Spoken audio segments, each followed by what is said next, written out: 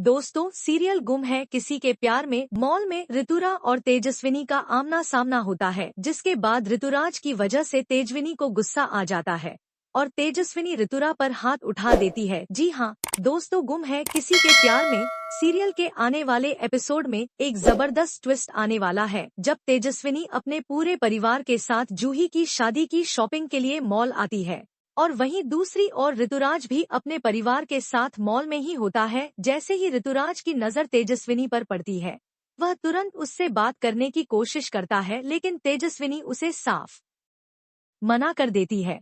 वह ऋतुराज से बात नहीं करना चाहती। तभी वहां पर नील और तेजस्विनी का परिवार भी पहुंच जाता है और जब सबको पता चलता है कि ऋतुराज और तेजस्विनी एक दूसरे को पहले से जानते हैं, तो तेजस्विनी के परिवार में गुस्से का माहौल बन जाता है। जूही के पापा सतीश को तो यही लगने लगता है कि तेजस्विनी हर जगह सिर्फ लड़कों को अपने जाल में फंसाने की कोशिश करती है और पहले वह नील को अपने प्यार में नहीं फंसा सकी, अब वह ऋतुरा के पीछे पड़ी है। सतीश तेजस्विनी के ऊपर सबके सामने इल्जाम लगाने लगता है।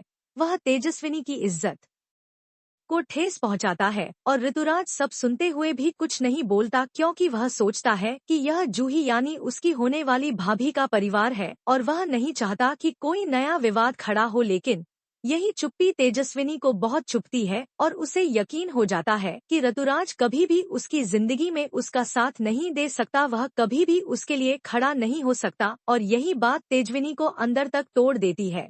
जब ऋतुराज को इस बात का एहसास होता है कि उसने तेजस्विनी से शादी करने से मना करके बहुत बड़ी गलती कर दी, तो वह तेजस्विनी की खुशी के लिए फिर से शादी का प्रस्ताव रखता है। लेकिन इस बार तेजस्विनी भी पूरी तरह से बदल चुकी होती है।